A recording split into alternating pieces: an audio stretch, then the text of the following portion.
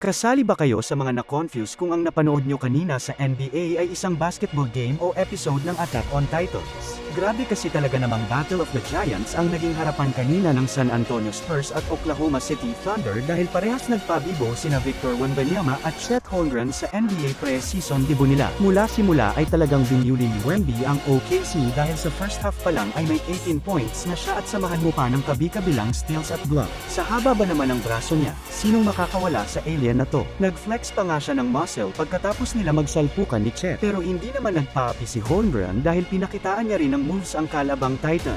21 points agad sa first half pa lang at 9 rebounds na dahilan para malamangan nila ang maagang pagbulusok ng Spurs. Dikit ang laban pagdating ng second half at kitang GG na si Coach Pop sa tabi pero kahit inupo na ang 2022 second overall pick at tuluyan nang ang nakuha ng OKC ang panalo. Pero kayo, guys, sinong pambato nyo sa dalawang to? Team Wemby or Team Chet?